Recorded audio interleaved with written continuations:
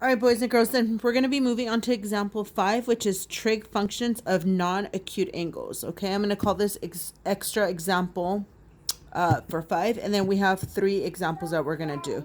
Okay, for this, you are going to refer to a couple of figures. Okay, so this is where I might say your index cards are going to come in handy. Okay, so let me show you which ones you're going to refer to. You are going to refer to the chart on page 287. You could technically use your unit circle. You could technically use your unit circle, but I would use this. It's up to you. If you know how to use your unit circle really good, I would use your unit circle since you already have it done. Otherwise, just refer to this because it's a nice little cheat sheet. Okay, so you're going to refer to this. You're also going to refer to these 3 diagrams on page 286. And also, let me show you one more.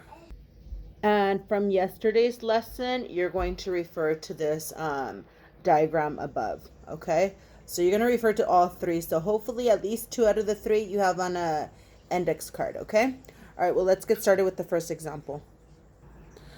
All right, here we go, boys and girls.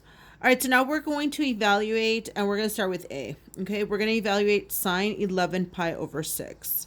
So remember, in the previous example, we were just given our theta, which is what was either an angle, was either in degrees or radians, okay? And you had to find the reference angle, and that's it. But now we're actually going to evaluate them. So you're going to need to find the reference angle for 11 pi over 6, okay? Before you can find the reference angle, we have to determine what quadrant it is in, okay? So this is where I do kind of like that mental math, but except I'm actually showing you guys how to do it.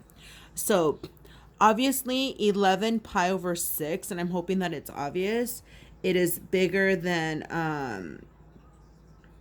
pi, okay? Because remember, pi would be the same as 6 over 6. Okay, so it's larger. Now we're going to compare it to 3 pi over 2. So we know it's going to be greater than quadrant 2.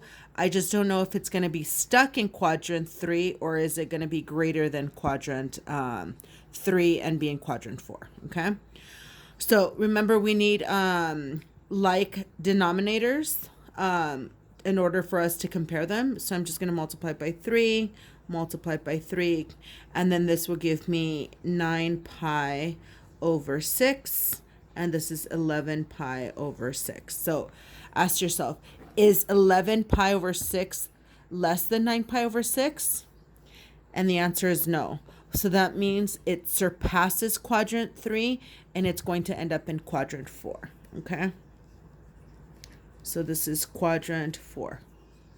Okay, and again, this is kind of just like the side work for that. Okay, so that's how we know we're in quadrant 4. Okay, so now you're going to refer to either your index card or page 286. Okay,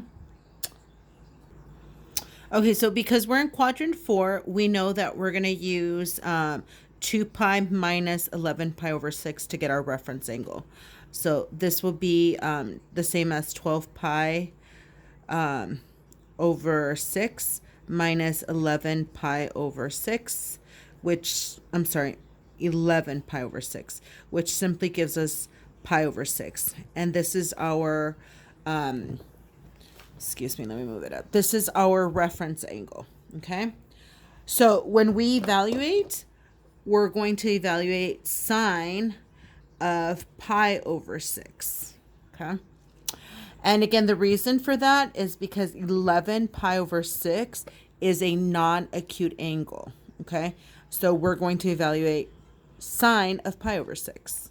Okay, so now this is where you kind of remind yourself, and you go to page 285, and you say, okay, quadrant 4, sine is negative, okay?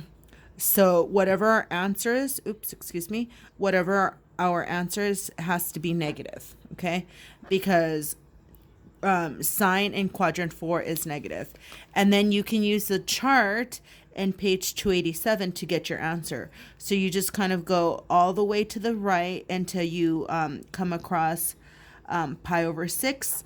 And sine pi over 6 is 1/2. But because in quadrant 4 is negative, it's going to be negative 1/2. So this is going to be our final answer. Okay. And that's it. Okay. All right, let's try another one. Okay, so this time they gave us theta, which is negative 60. So we know that it's going to move clockwise in our chart because it's a negative. It's going to move clockwise, I'm sorry, in our unit circle. And because it's negative, so it moves clockwise. Okay, so where will it end up on? It would be coterminal to 300.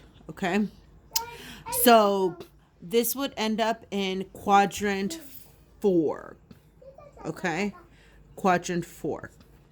Okay, this is the coterminal angle to negative 60, and we know 300 degrees is in quadrant 4. So now, okay, so because they gave it to us in radians, we're going to find our reference angle in radians. I'm sorry, it's late at night. Because they gave us our reference angle in degrees, scratch that. Because they gave us our angle in degrees, we have to find our reference angle in degrees. Okay, so the way you find it is you take 360 minus 300, okay, which basically gives you 60 degrees. Okay. All right, awesome. Okay, so here we go. We are going to find the cosine of 60 degrees. And remember that if it ends up in quadrant 4, cosine should be positive. So awesome. So cosine of 60, all you have to do is not look at your chart on page 287. And cosine of 60 is the same as 1/2. Okay? And that's it. Okay? So this is an example with degrees and starting off with the negative degrees. All right, let's do the next one. Hopefully no bloopers, no errors. All right, let's move on. All right, boys and girls, last one. Okay, so tangent of 17 pi over 6. I'm hoping you could tell this one. 6 goes into 17 at least twice. So that actually means 17 pi over 6 is actually a full revolution. Because remember, a full revolution is 2 pi plus some. So this kind of goes back to one of our previous lessons, if you remember, if you recall, where we had to do 2 pi plus a certain radian, which would give us 17 pi over 6. So we have to figure out that one. So 2 pi can be written as 12 pi over 6, and then plus a certain radians. Think about it. I'm hoping you could tell right away, which is going to give us 17 pi over 6. And all I need is 5 pi over 6 to give us 17 pi over 6. So we're going to concentrate on that one. So you can think of your theta as 5 pi over 6, okay? So our theta will be 5 pi over 6, not 17 pi over 6, okay? And so we're going to find the reference angle, okay, to this. But now you have to think, where does 5 pi over 6 land on? Which quadrant, okay? Obviously, let's see. Pi is the same as 6 pi over 6. And 5 pi over 6 is less than that. So because 5 pi over 6 is less than 6 pi over 6, then this is actually in quadrant 2. Okay? So now let's find our reference angle.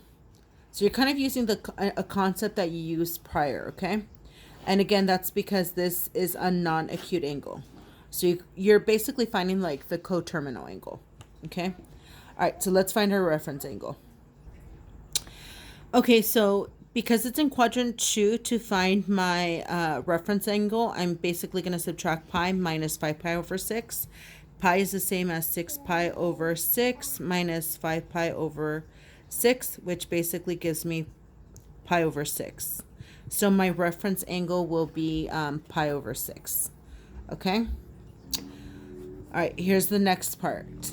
We know that we have to find now the tangent. I'm going to move this over. Tangent of pi over 6.